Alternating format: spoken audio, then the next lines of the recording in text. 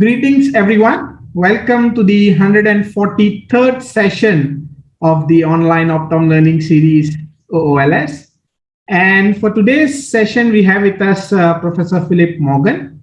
Professor Philip Morgan is a professor of optometry. He is also the head of optometry, deputy head of the division of pharmacy and optometry, and the director of the EuroLens research at the University of Manchester, UK. He also holds a position as an adjunct professor at UNSW at Sydney, and his main research areas or interests relate to the clinical performance of contact lenses, and he teaches on the same subjects to the undergraduate and the postgraduate students.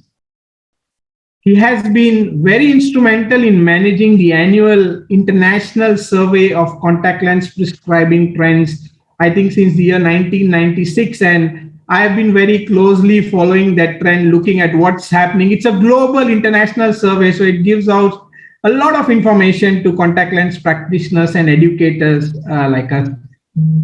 He was very recently appointed as the president of the International Association of Contact Lens Educators, which is the IACL, and he is also the president of the Manchester Statistical Society. He is the immediate past president of the International Society for Contact Lens Research. He is an honorary member of the UK Association of Contact Lens Manufacturers. He holds fellowship from the American Academy of Optometry and also the British Contact Lens Association, and is a member of the UK College of Optometrists. Awarded various times from the BCLA, as well as very recently in 2019, he was awarded by the Max Shapiro Award from the American Academy of Optometry. And with all that years of experience, he has been able to author over 200 papers and have spoken about his clinical expertise in, I think, over more than 30 countries worldwide.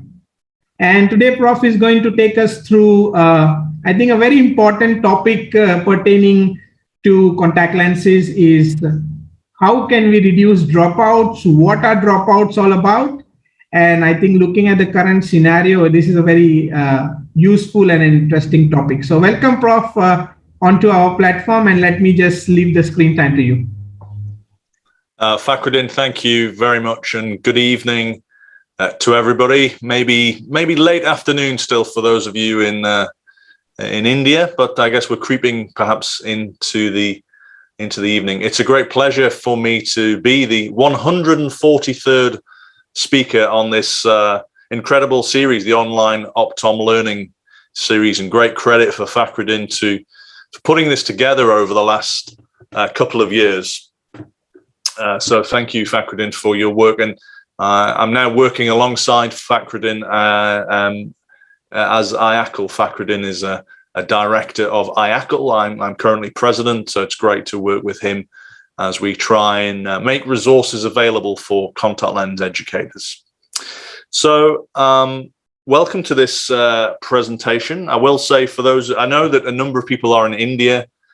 Perhaps some of you will have half an eye on the test match, which is going on right now in London. Looks like a pretty close game. So England are fighting back in their first innings after a difficult session actually yesterday. So it looks like a great game. Anyway, let's talk about contact lenses, and let's talk specifically about contact lens dropouts. I think this is a really important area for us to understand, because I think we can have great influence in dropouts, specifically limiting the number of dropouts. So this is the topic I want to explore today. Now, Fakhruddin has given me a very kind introduction. It's perhaps important and relevant, maybe, that you know any conflicts of interest that I have. I run a research group here at the University of Manchester. I'm speaking to you from my office at the university. We conduct research for lots of different contact lens companies and other companies. They're all listed here, although nothing really I'm going to say today gets into any branded information. But just for the record, there are my disclosures. When we think about the success of the contact lens market, wherever we are in the world, whether we are in Malaysia or Singapore or Vietnam or India or anywhere else in Asia or anywhere else in the world, it's important to remember the influence that we have as optometrists in determining the size and success of the contact lens market and the clinical success of our patients. We have a very fundamental and important part to play here. I think we also have a responsibility. We have a responsibility to make sure that our patients know about the benefits of contact lenses and what they can offer as a vision correction modality. So we need to reflect, I think, on the power and the influence and the responsibility we have. So when we think about the size of the contact lens market and we look at this slide, it's really the person on the right hand side of this slide that has enormous amount of influence, and that's us. That's the optometrists. And well, for those of you who are currently students of optometry, maybe in a couple of years, this will be you.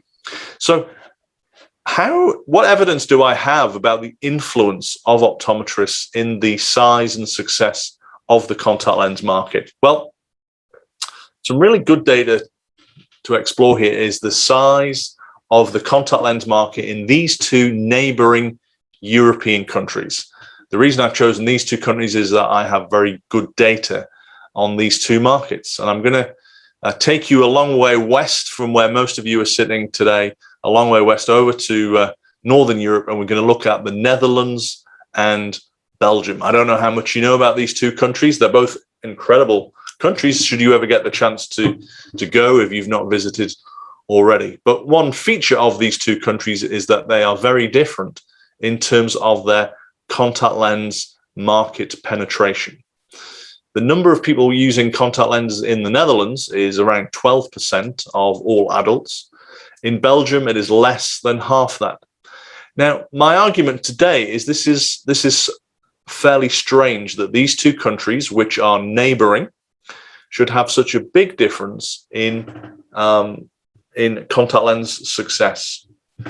When we look at the different characteristics of Belgium and the Netherlands, they are really quite similar. They are similar in size, both population and physical size.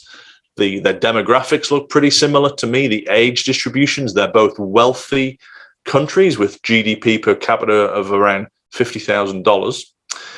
And yet we see the great success of contact lenses in Netherlands, much less so in Belgium. So the point here is that I think in these two countries, the patients, I think, are the same. The average patient in Belgium is the same as the average patient in the Netherlands. I don't think that's the difference. And I know that because we look at their average age, their demographics, the languages they speak. It's basically the same. So what is different is the person on the other side of the slit lamp. It is the eye care practitioner. And what is interesting in these two markets is that in the Netherlands, contact lenses are prescribed by optometrists, whereas in Belgium, they're prescribed by ophthalmologists.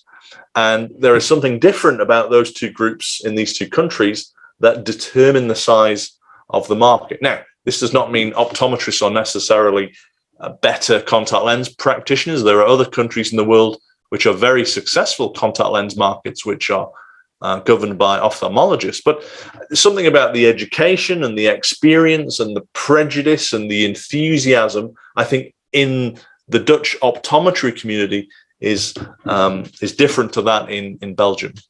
So what we see here is that the practitioner is fundamental to the size of the contact lens market. And if we're going to talk about dropouts later on in this talk, it's important to remember that we do have this level of influence in the market. Another example of the influence of the optometrist in the size or success of the contact lens market is shown by a series of projects that we have been involved with here over many years to look at the nature of contact lens prescribing and how proactive the optometrist is. So when I talk about a proactive contact lens practitioner or a proactive optometrist. What I mean is somebody who, when examining a patient, is proactively discussing contact lenses as an option, because we can either choose to be reactive, that is, we wait for the patient to ask us about contact lenses, or we can choose to be proactive, that is, we mention and offer contact lenses when they appear to be suitable. Now, in our experience with sort of an average group of patients, if we look at practitioners who are reactive in their approach, so again, that is, they say nothing about contact lenses unless the patient asks. Well, in our studies, if we take a big group of patients and they attend for eye examinations, when the practitioner is being reactive, only about 10% of those end up trying contact lenses. Now, if we ask the practitioners to be proactive, that is simply to offer contact lenses if they seem to be suitable, then the number jumps up to 26%. It's a threefold increase by simply mentioning contact lenses. If we offer an immediate trial, if we suggest to the patients, would you like me to put a lens on your eye so that you can see your spectacles better today after your eye examination, then that goes up even further to around 36%. So again, please remember the influence and power that you have as an optometrist. These rather simple approaches of would you be interested in contact lenses, or would you like to try a contact lens today, has an enormous impact on the success of the contact lens market. So let's now think about, when we think about the size of the contact lens market around the world, there are maybe 200 million contact lens wearers. Let's think about what might make the market bigger. Well, I guess various things might increase the number of contact lens patients, new materials or designs of contact lenses, new solutions, or some radical breakthroughs like new lenses for myopia management or electronic lenses for presbyopia. All of these things probably would increase the size of the market. But really, none of these is something that we as optometrists can easily do. It's unlikely that any of us are going to be designing a new material or a new contact lens solution. But something we do have control over is dropouts, minimizing the number of dropouts. So that is, by a dropout, what I mean is somebody who begins contact lens wear, they start contact lenses beyond just a trial. So they actually have been prescribed lenses, they're purchasing lenses, but at some later time they stop using their lenses. So the term generally used for that is a dropout. Sometimes another term is discontinuation. So I might use both of those two terms today. And what we can see, if we make small changes to the number of dropouts, then the influence on the market size is very significant. On average, in a normal market for contact lenses, a typical contact lens practice, for those of you working in practice, you might recognize these numbers. A typical contact lens practice attracts around 25% of its patient base as a new contact lens wearer each year, but loses on average 17%. So an average practice attracts 25% in, but loses 17% out each year. 25 in, 17 out.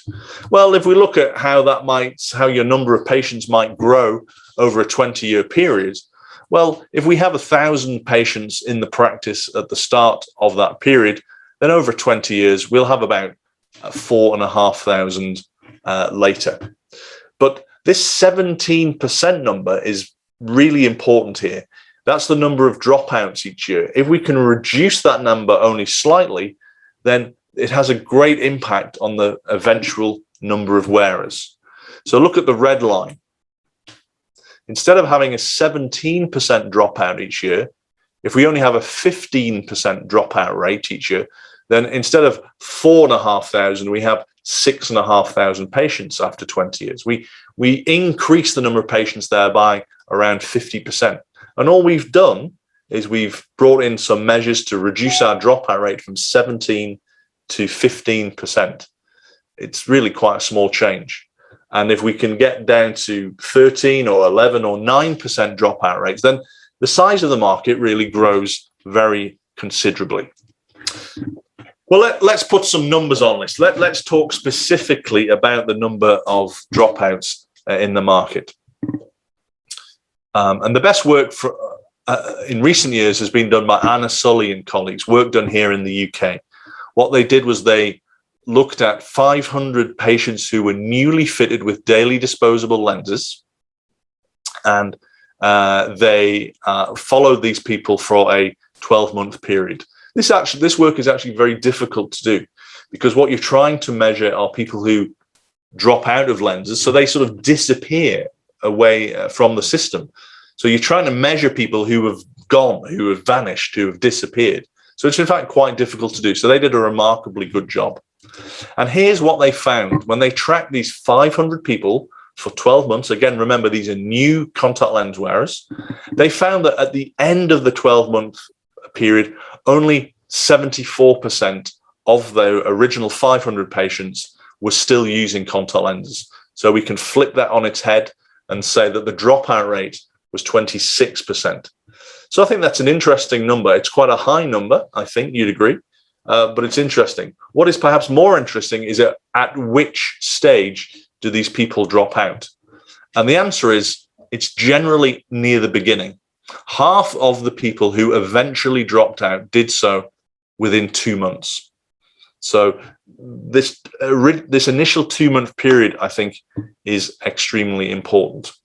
They were able to find a whole range of different and interesting information in this work, one of which is the retention rate was lowest in people with a small hyperopic refractive error. You can see on the chart there, when we look at by power, those between plano and +2 refractive error, well, less than 60% of that group made it to the 12-month period. The success rate was much higher in other powers. There's lots of other information in this work, and I would recommend you view this paper if you can by Sully and co-workers. I don't have time for all of the details today. What was interesting from their work is that the overall retention rates or success rates was similar for the different sorts of practices. In this work, they had something like 25 different practices involved. Some were retail orientated practices, some were more independent or perhaps more clinically minded. Independents in the yellow here and the retail chains in the blue. And what you can see is for an individual practice, the story is pretty similar for the two types. Look at the yellow. We have some practices with a 100% retention. Like everybody is still using contact lenses a year later, all the way down to maybe 50%. But it's the same pattern in the blue. Some are very successful, some practices, some less so. So it isn't about the practice. You can't say, oh, well, my practice is in a wealthy area or a poor area or where people are ill or sick. That doesn't seem to matter. It's the same sort of pattern. So it's really down, I think, to the individual personnel, the optometrist or the patients in those two types of practice.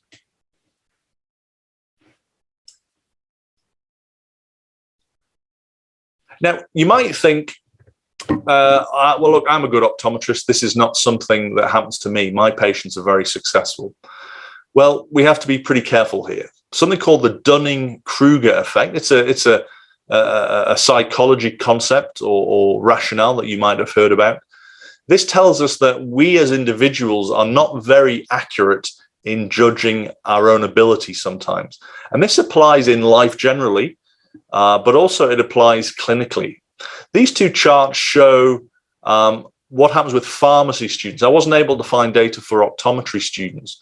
But if we look on the right-hand side of this chart, what it shows us is how pharmacy students assessed their own communication capability. They're the marks shown in the upper line, the dark line, the black line.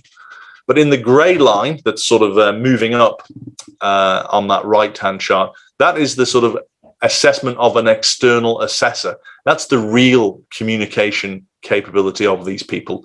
And you can see that Even people who in fact are very poor at communicating believe themselves to be very good at communicating. So just a message here that we have to, I guess, challenge ourselves with this sort of thing, and don't necessarily believe everything we do is perfect.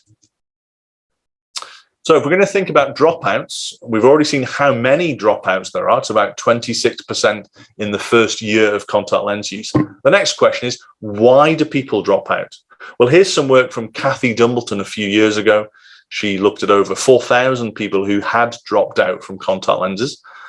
And here are the reasons. Now, I think the top two are kind of similar. Discomfort and dryness, I think they sort of mean the same thing. If people report that their eyes feel dry, it's really the same as saying they're uncomfortable.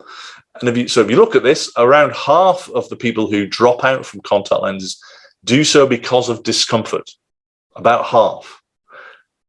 All of the other reasons look like it's around 5%. 5% of people who drop out do so because of red eyes or expense or handling issues. But about half, that's the big one, is due to discomfort.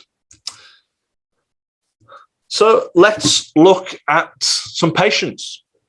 Now, those of you who fitted a patient like this, those of you who fit a lot of contact lenses, well, you will have fitted a patient like this sometime recently.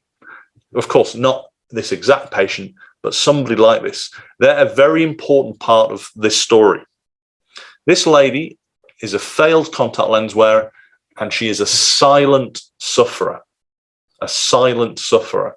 What that means is she's gone away. She's in fact having some problems with her contact lenses, but she chooses not to return to us and ask about it. She does not return or phone us up to say, I'm having a problem. We know that most patients who discontinue from contact lens use do not come and consult their optometrist. They will speak to their friends, they'll look at the internet for information, but 73% do not come and talk to their optometrist. It's a remarkable statistic. And they've been given this term, the silent sufferers. They've just left us. They're having problems, but we know nothing about it. And remember, this first 2 months period is really important. Half of those who discontinue contact lenses do so in the first 2 months. So what can we do about this? Well, one system, which I like to call the Macarthur Method, after my colleague and friend Craig Macarthur in Glasgow, about 150 miles north of where I am today. He is a very successful contact lens optometrist. He has a system in his practice where he assigns a buddy for each new contact lens patient. Now, this buddy is a member of staff, usually a member of support staff, and it's that person who, right from the start of the new patient's contact lens journey, shows the patient how to apply and remove the lenses, but also gives them a call in the first day after they've left the practice. How are you getting on? Have you got any questions for us? Anything we can help you with? This person also makes a phone call a week later, and actually a few weeks after that. They keep in very close contact with their patients in this way. Why is that? Well, two reasons. One, patients who are having problems do not come and tell us, so we have to be proactive. We have to ring them. And two, most of people who drop out, or half of them, do so in the first 2 months. So this early contact is really important. So how can we help our patients? Well, let's look at some examples of some patients who might drop out of contact lens wear. I've called this first patient Discomfort Man. Remember that half of patients who discontinue from contact lens wear do so because of discomfort. In this scenario, he's been in daily disposables for 6 months, and he's complaining about end-of-day discomfort. And we do know that contact lenses become uncomfortable towards the end of the day, even the best lenses. This is work from Maria Navasquez-Cornago in our research group. What Maria did was she sent text messages every hour to contact lens wearers to look at what happened to their comfort. And you can see that their comfort scores diminish as the day goes on. They start off with scores of maybe 90%, but by the end of the day, they're scoring about 50%. So we see this clear reduction in comfort. Well, what can we do about this? Well, the first thing we should do is record the comfort of our contact lens wearers. Now, there are sophisticated questionnaires for doing this, and I think they have their place. But really, a first step is just to ask the patient to give us a score out of 10. So at every aftercare visit, I think it's important to say, give me a score for how comfortable your contact lens is, particularly at the end of the day. Give me a score out of 10. And I think if they're saying 5, 6, 7, then that might be a problem. 9 or 10, that's probably okay. But maybe even 8 on occasion is not ideal. And this means we should start to ask further questions. Well, exactly when do your lenses become uncomfortable? Have they always been like this? If they're not a daily disposable, does it get worse as the month goes on? Find out more and seek to manage the problem. Make some change, because the patient might drop out if we don't do that.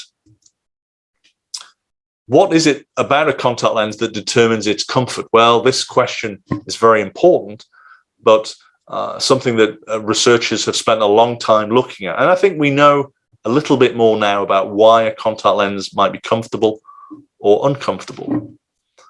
One reason appears to be the nature of the edge of a soft contact lens. You can see this rather elegant OCT image here. You can see how the edge of the lens, which is the top right of the image, that's here, assuming my mouse is showing. You can see how this edge sort of embeds itself a little bit in the conjunctiva.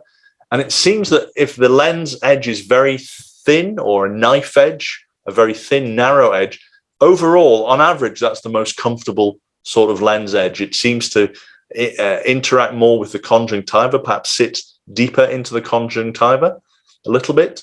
And it actually stops the lens moving also. So a lens which does not move, and that's guided or determined by the edge often, is a comfortable lens. So that's comfortable.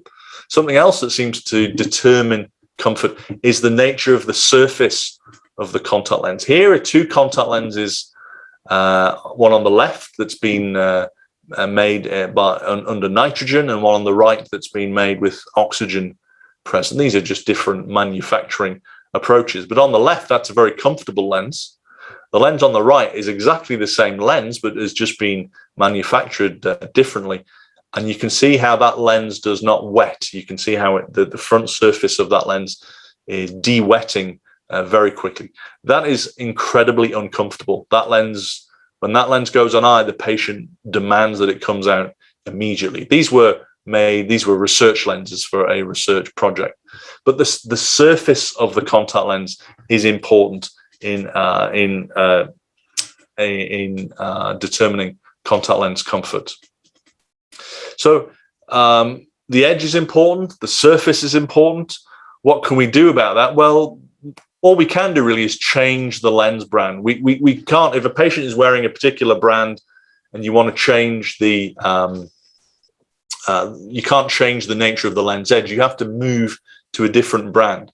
But my message today really is, let's make a change if a patient is reporting discomfort, because if we don't make a change, then they might discontinue. So, and probably that would mean moving to a different brand to give you a different lens edge or a different surface. Let's talk about another reason for discontinuation now, and that is vision. So comfort is the big one, but there is this range of other things that if we don't get right, people may discontinue. Let's talk about this woman. I've called her more sill than sphere woman, a new astigmat where the astigmatism is becoming greater than the spherical part of her refractive error. And my message here is, if we have somebody with astigmatism, even if it is low, then we need to do something about it. We need, as optometrists, to appropriately correct their astigmatism. This might be obvious, but we know that a lot of patients who really need a toric lens are not given one. They're just given spheres, and we're not really doing a great job. So I'm hoping today, I guess everybody who comes to watch these sorts of lectures is probably does all the right thing. You're probably excellent contact lens practitioners, but maybe a message for your colleagues is, hey, if somebody, even a low sill, they need a toric lens. And why do I say this? Well, it's purely from a vision point of view. Some work that I did some years ago now, Suzanne Efron, for her master's project, looked at this. So I'm going to show you some VA measurements now. What happens if we fit astigmats with a toric lens or simply with a spherical lens, or as a third option, an aspheric soft lens. Some years ago, it was thought that aspheric soft lenses might correct astigmatism. What we did in this work was we simply measured high and low contrast visual acuity with low astigmats at people with an 0.75 or a 1 diopter SIL, with these different correction options, a toric lens, a spherical lens, and actually a spectacle correction. And we were interested to do this at different pupil sizes. We thought that might be quite interesting. We would expect more problems with astigmatism if the pupil was large. And so we created these different pupil sizes in a trial frame like this. You perhaps can see there's a hole in that trial frame lens. So we measured vision, and here's what we found. I'm just going to talk you through this graph. Now, remember, in this experiment, we were measuring visual acuity with 3 different correction options. One was with a spherical soft lens, one was with a toric soft lens, and one was with their full spectacle correction. And remember, we were doing this on people who were low astigmats. So here are the results we found with the 2 millimeter pupil size when we asked people, or we fit them just with a simple spherical lens. So here we've got the range of visual acuity measurements that we found. The average in the group here is shown in this horizontal line in the box. So that's an average of somewhere between 0 and -0.1 on the logMAR scale. So maybe you're familiar with logMAR. If you perhaps more familiar with Snellen acuity, that's a little bit better than 6.6 or 20/20, or if you use decimal notation, it's a little bit better than 1.0. So a little bit better than we would hope to get with any correction. Now, what happened with this group when we fit them with a soft toric lens or a spectacle correction? Well, their VA is a little bit better. Remember that lower scores on this chart means better visual acuity, but not much difference. And that's because we only have a 2 millimeter pupil.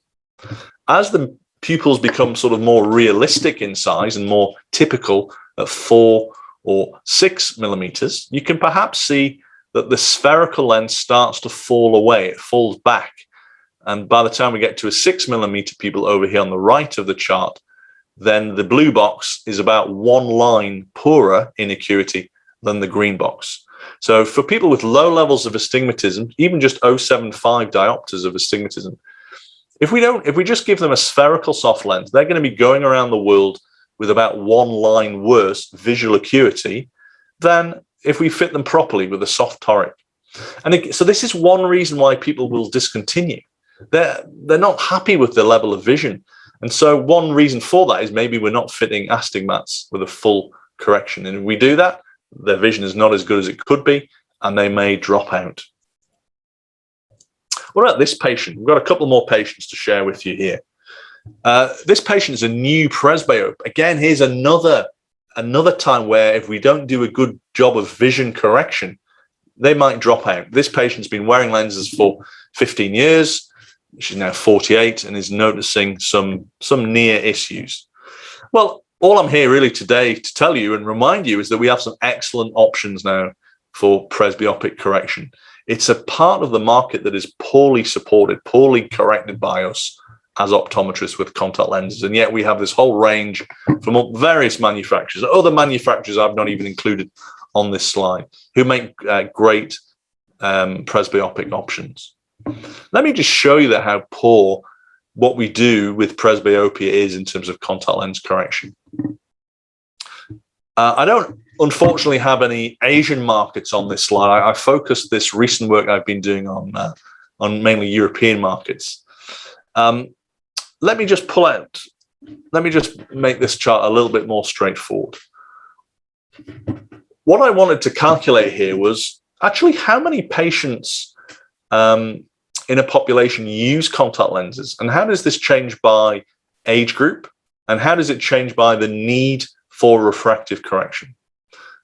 I'll just draw your attention first to the green bars. You can see how those green bars vary from these different countries from, let's say around 12% to 40%.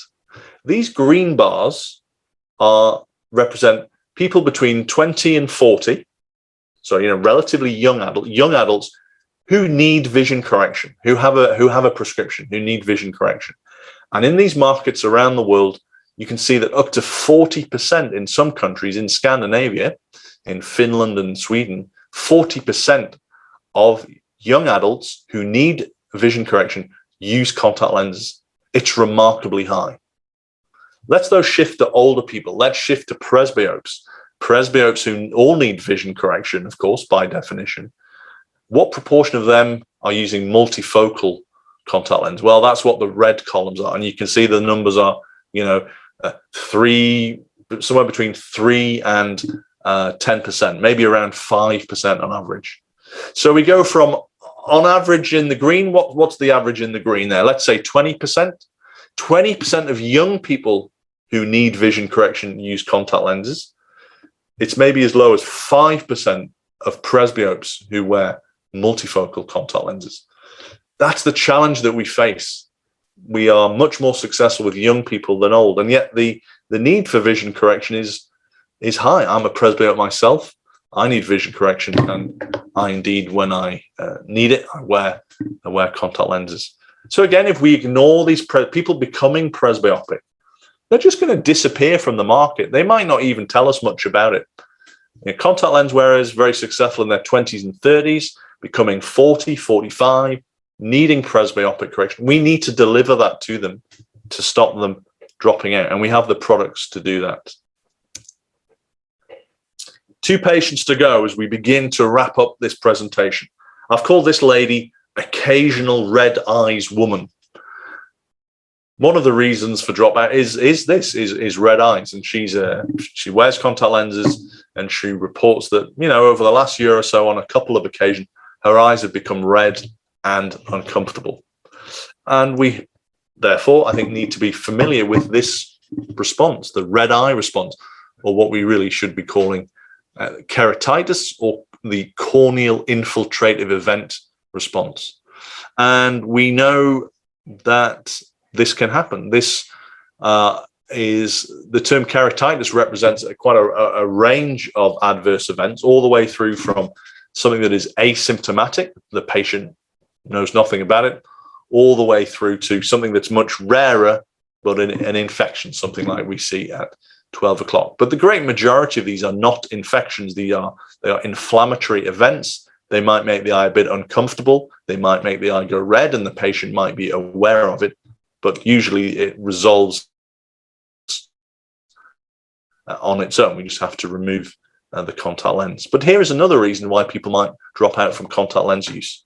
So what do we know about these? Well, fundamentally what we know is that the rate of these sorts of events, corneal infiltrative events, is much lower with daily disposable lenses.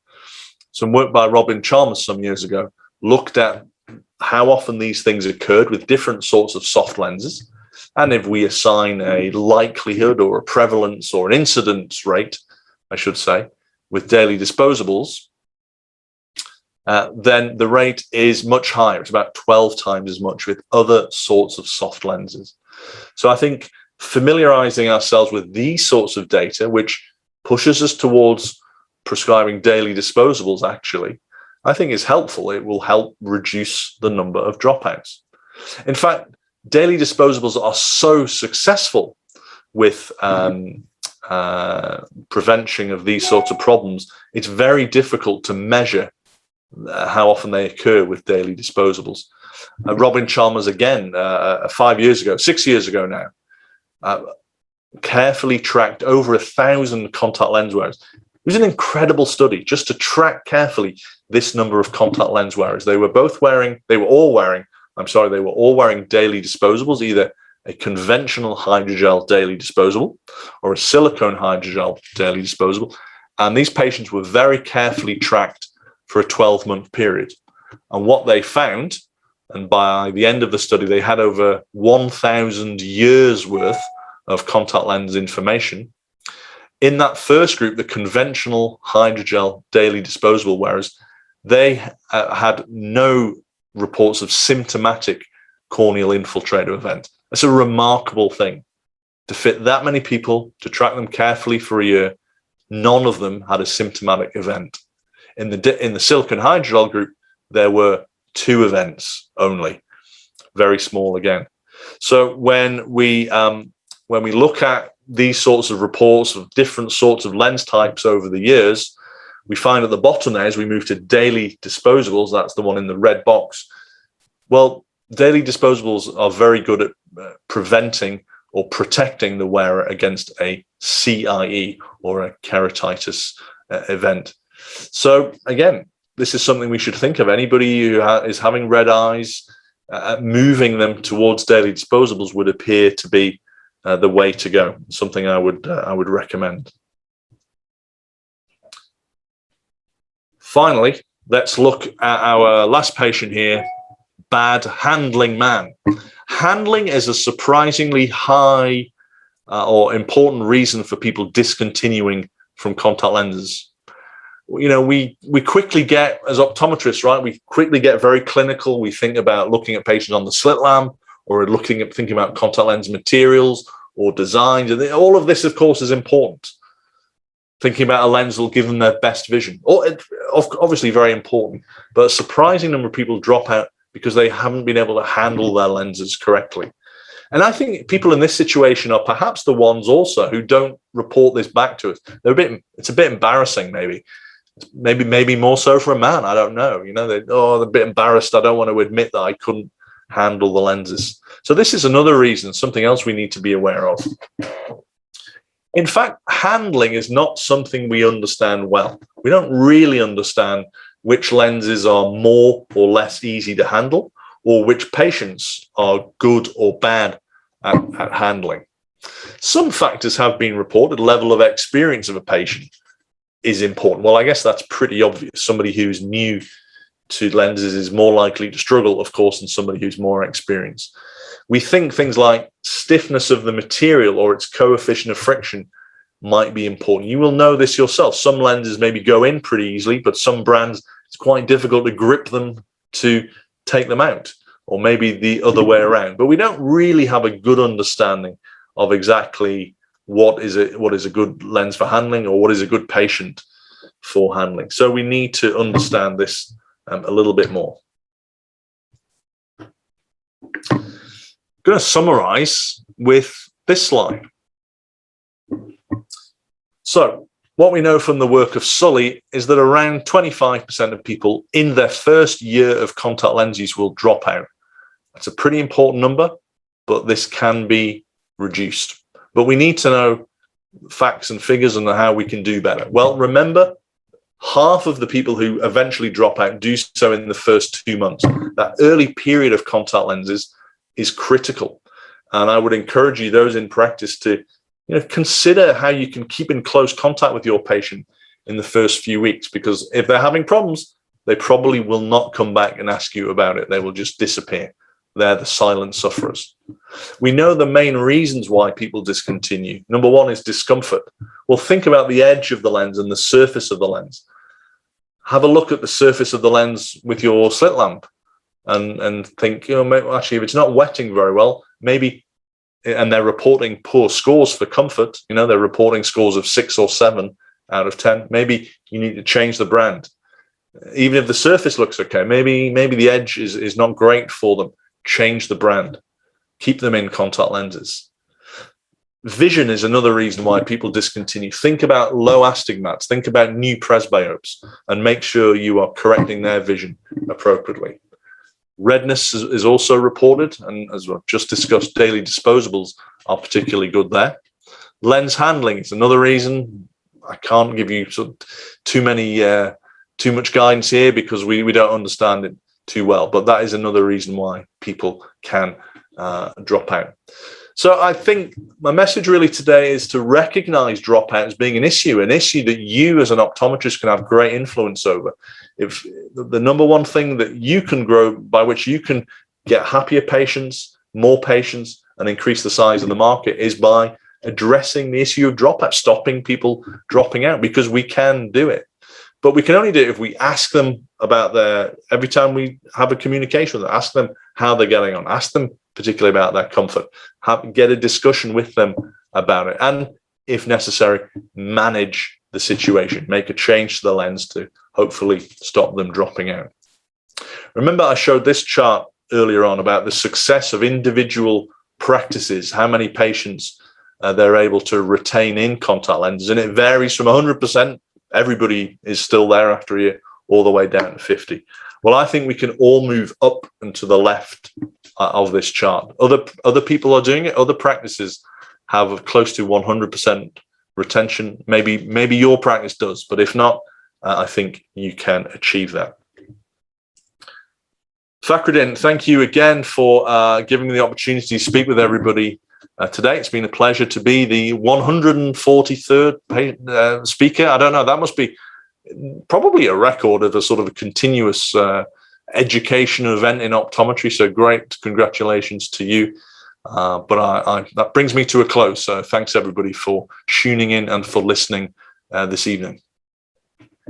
Oh, great. Thank you so much, Prof, for that, wonderful presentation and, giving us some tips, I would say. Those are certain tips. And I think whatever patients you shared with us, those are the common patients which we see in our practice. And I think that's really important to identify. As you said, it's important to identify where's the problem. And with the advancement in technology, we do have a lot of options available to minimize those.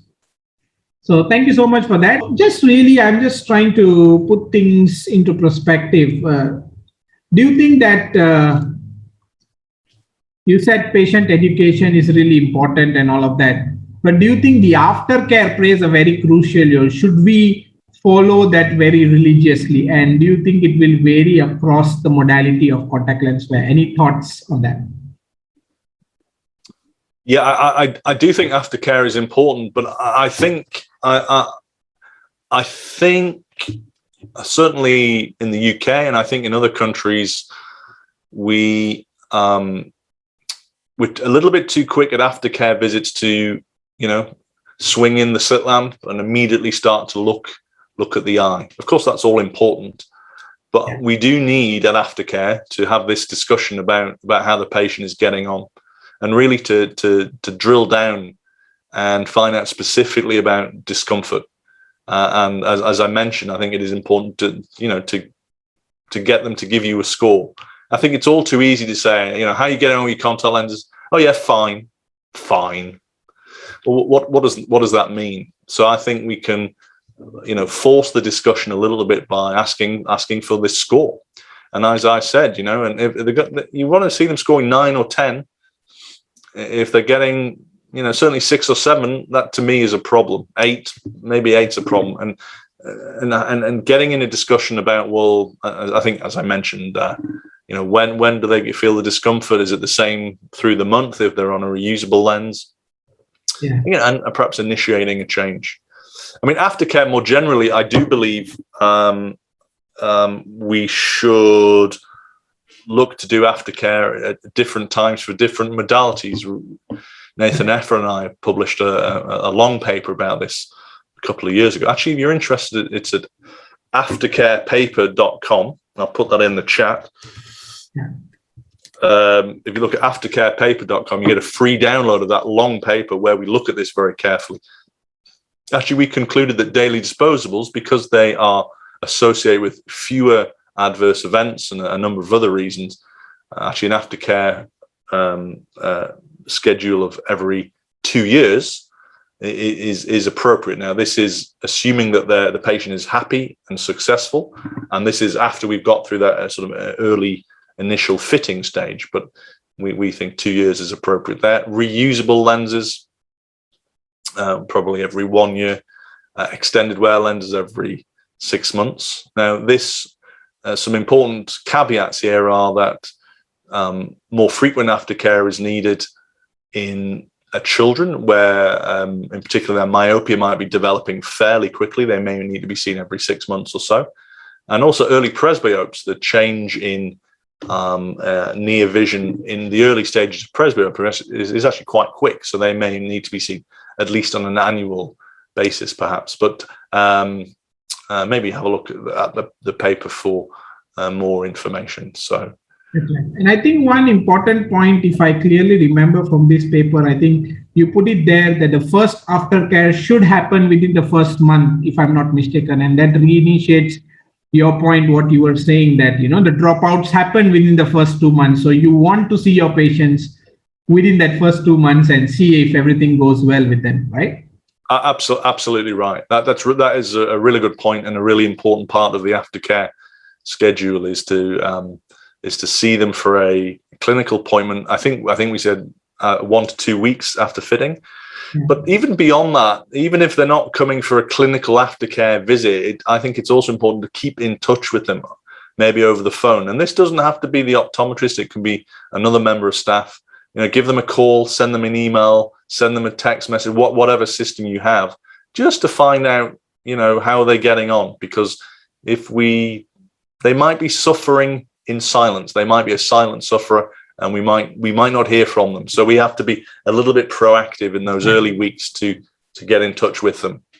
That's right. All right. So we have a couple of questions here. The first one says that, is there any research or evidence saying about dropout rate related to cost factor? Is cost factor a major role in dropping out? Any thought on that? Yeah. Yeah. Well, thanks to Pradeep for that question. So cost would appear to be a fairly minor reason for discontinuing. So again, in broad terms, when we look at the reasons for discontinuing, about 50% is discomfort. And then we've got this long list of other things that are maybe 5% of people drop out for that reason. And one of those is cost. So cost is certainly a reason. It does not seem to be a major reason. Now, one reason for that might be that, people, perhaps if they can't afford contact lenses, do not come into contact lenses in the first place. They do not become a contact lens wearer. So people who are in lenses generally, by definition, can afford them. Of course, people can have difficult times in their lives and for money or whatever. So it is a minor reason, but it doesn't seem to be a particularly major reason. Okay. The other question is, I think, again, one of the important point as well. It says that, do you think understanding the patient's need can help us choose the right type of lens, and thereby, they can continue using the lens? It's like a question and a comment as well, I would say. And yeah. Well, it's a good, and thanks to Amma for that question or comment. And of course, we do. Of course, we need to. I think this is implied by the question. We do need to understand the needs of the patient, make sure we're fitting them, prescribing them with a lens that is going to fit their needs. And as such, I think that will ultimately, of course, have an important part to play in their success a few months or hopefully a few years later. So, of course, understanding their lifestyle, their needs, their refractive error, and from that basing a decision about replacement frequency and then material choice. I think they're the main two choices now. Of course, I mean, number one is the lens design, because that's based around their refractive error. If they've got an astigmatic prescription, then they need a toric lens. If they are presbyope, they need a multifocal lens. So lens design is number one. And then, of course, I think we base things around replacement frequency next. The main two for soft lenses, of course, being daily disposable and then reusable lenses. So, and we know the benefits of those. I'm sure. In fact, daily disposables, apart from their cost, really have lots of benefits over reusable lenses, but they are more expensive. Although that really only applies for a full-time wearer. A part-time wearer, there's a little difference in cost probably between a daily disposable and a reusable soft lens. And then, of course, having made that decision, it's really about material choice, whether it's a conventional hydrogel or a silicone hydrogel. And many times, of course, I think around 80% of cases on average now, our colleagues around the world are choosing a silicone hydrogel as their lens of first choice. Conventional or non-silicone hydrogels, the minority. I actually think conventional hydrogels still definitely have a place in what we do. I'd have no hesitancy prescribing a conventional hydrogel where other factors were more important. So where I think a good example is myopia control. That's, the number one factor in myopia control is the lens that is managing or controlling the myopia. The material type, I think, is very much secondary. So if you have a myopia control lens that you like and think works well, but it's only perhaps available in a conventional hydrogel, I'd have no problem prescribing that. And the same would apply perhaps to a multifocal lens for presbyopia. Vision is the number one thing. If it's a design that works well for the patient, then I'd no problem prescribing a conventional hydrogel. All things being equal, if everything else looks about the same, I'd probably go for a silicone hydrogel as the lens of first choice. But I think conventional hydrogels certainly have a place. So I found myself talking about some other things there from Amer's questions, but hopefully that addressed some of the thinking behind that question. Thank you for asking it. That's right. And another very interesting question, I think, about these online sales and online marketing and availability of contact lenses online. Do you think that is an advantage, disadvantage, and will that affect the dropout rate? Yeah, I think it's a very important question again from Amer. I think probably by marketing, Amer here probably means selling. You can still market a lens, but it can be sold through an optometry practice. But if we think about online supply and sales, well, it's a very interesting question. I don't know what this would mean overall for the size of the market, but as clinicians, of course, what we're primarily interested in is safe contact lens wear. And, I would have some concerns about selling lenses in this way, particularly when the lens is not one that's been prescribed. If people are just buying lenses outside of a prescription, or if they have a prescription, but the lens which is supplied is not to that prescription, a different material or lens design is prescribed. Obviously there are concerns around that. So overall, I would think in terms of safe and successful contact lens wear, I think there is some downsides to patients just being able to order their own contact lenses in this way, especially without a prescription. That's right. Yeah. And let's look at one other question. Any tips on handling patients which are Google friendly, which creates misconception and probably leading to dropout? So, it's kind of a opinion based. Do you think that we can do something as practitioners? Probably. So I think these must be patients who are getting all their information from Google, from Dr. Google.